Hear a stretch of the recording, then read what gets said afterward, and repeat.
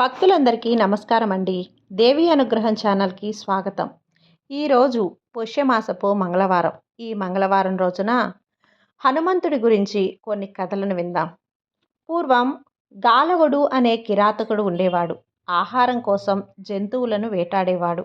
ఇంటిని లక్ష్మీ కళతో నిర్వహించేవాడు. సాధు జీవనం గడిపేవాడు. అతనికి 40 సంవత్సరాలు వచ్చాయి.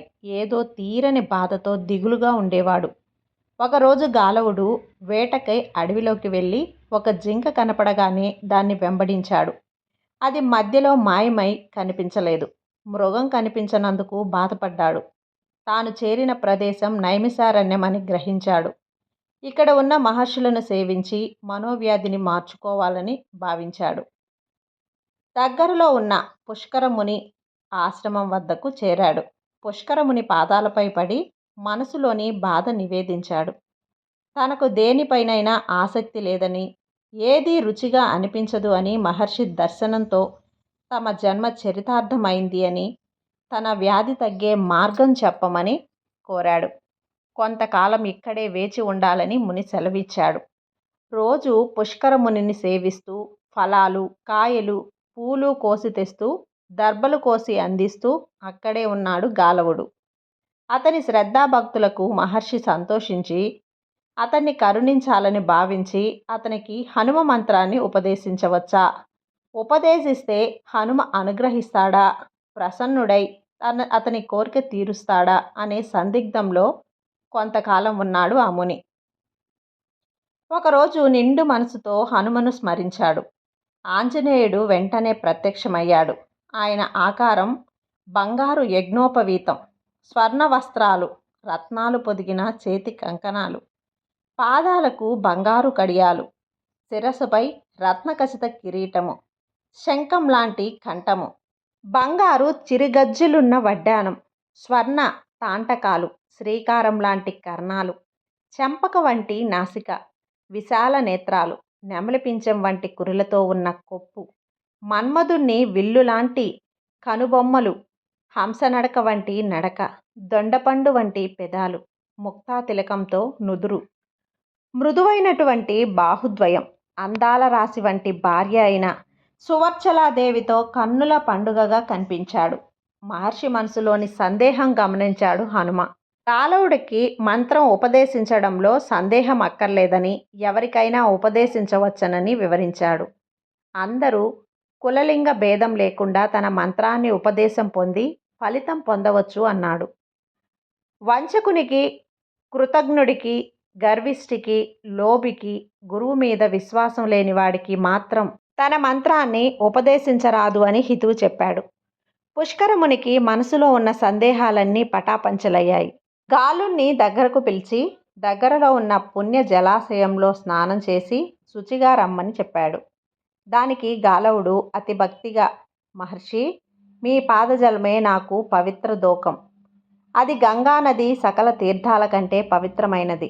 గురు పాదదోకం సర్వ పాపాలను విముక్తి చేస్తుంది అని పెద్దలు చెప్పారు కదా. కనుక నేను వేరే పవిత్ర జలంతో స్నానం చేయాల్సిన పని లేదు. మీ పాదజలమే నా సకల పాప విముక్తి కలిగిస్తుంది. నన్ను అనుగ్రహించండి అని వేడుకున్నాడు.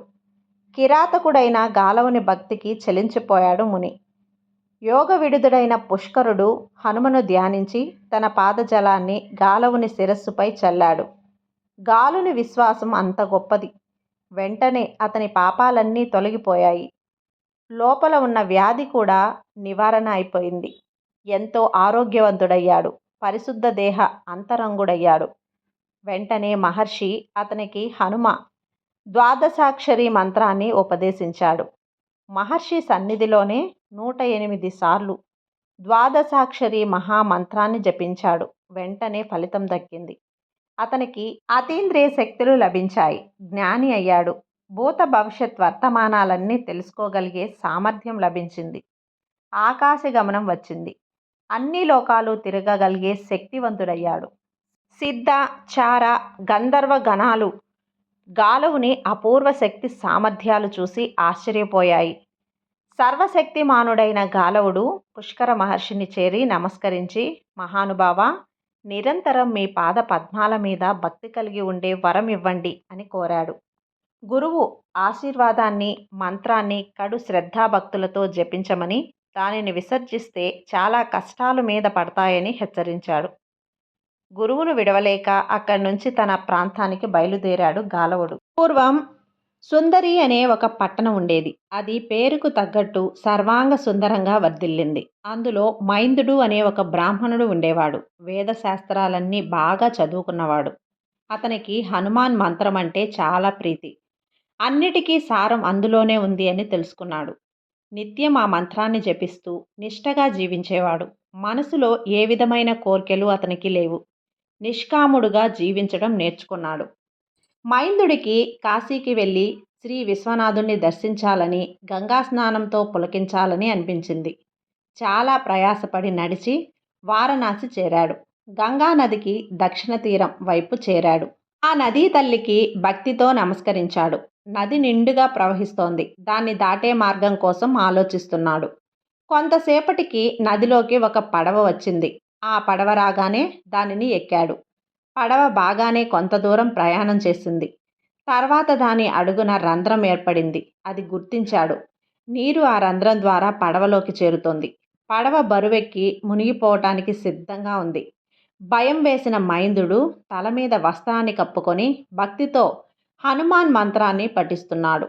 హనుమ దీనిని గమనించి ఆ భక్తునికి కాపాడాలనే సంకల్పంతో ఒక వానర రూపం ధరించి ఆ పడవను నెత్తిన పెట్టుకొని గంగానదికి ఉత్తర భాగం వైపు తీసుకుని వెళ్ళి అక్కడ మనుషులంతా చూస్తుండగా అదృశ్యమయ్యాడు. దీన్ని గమనించే వారందరూ కూడా ఆశ్చర్యంతో నిండిపోయారు. భక్తితో ఆ కోతికి నమస్కరించారు. భక్తితో ఆ కోతికి నమస్కరించి పడవలో నిశ్చల జపంలో ఉన్న మైందుడికి ఇదేమీ తెలియదు. తెల్లవారుజామున లేచి చూసేసరికి గంగానది ఒడ్డున పడవ ఉండటం చూసి ఆశ్చర్యపడ్డాడు. పడవ ఎలా ఇంత ప్రమాదం నుంచి తప్పించుకొని ఒడ్డుకు చేరిందో తెలియలేదు. అప్పుడు ఒడ్డున ఉన్న ఒక మనిషి, ఒక మహావానరం ఈ పడవను తల మీద మోసుకొని ఒడ్డుకు చేర్చి వెళ్ళిపోయిందని చెప్పాడు. మైందుడికి ఆశ్చర్యం వేసి, మీరు పుణ్యాత్ములు, వానర రూపంలో హనుమాన్ను దర్శించారు. జపం చేస్తూ నేను ఏదీ గమనించలేకపోయాను. నేను అదృష్టహీనుణ్ణి. హనుమ దర్శనం పొందని ఈ శరీరం వృధా. గంగపాలు చేస్తాను అని చెప్పి గంగా నదిలోకి దూకడానికి సిద్ధమయ్యాడు. అప్పుడు హనుమ పట్టు వస్త్రాలు ధరించి వాత్సల్యంతో నిజరూపంతో మైందుడికి దర్శనమిచ్చాడు. అప్పుడు హర్ష పులకితుడై మైందుడు హనుమాన్ను స్తుతించాడు. మైందుడు చేసిన స్తోత్రానికి ఆనంద పరవశుడయ్యాడు. హనుమ, భక్త మైందా, ఈ లోకంలో ఉన్న భోగాలన్నీ అనుభవించు, నీ దగ్గరే నేనుంటాను, జీవితాంతం నీవు నన్ను పొందుతావు అని వరమిచ్చి అదృశ్యమయ్యాడు. మైందుడు భక్తితో జీవించి సుఖాలు పొంది చివరికి హనుమ మంత్రం ఫలం వల్ల కైవల్యం పొందాడు. ఈరోజు హనుమాన్ కథలు. ఈ కథలు మీకు నచ్చితే లైక్ చేసి సబ్స్క్రైబ్ చేయండి. మరికొంతమంది భక్తులకు షేర్ చేయండి. సర్వే జన సుఖినో భవంతు.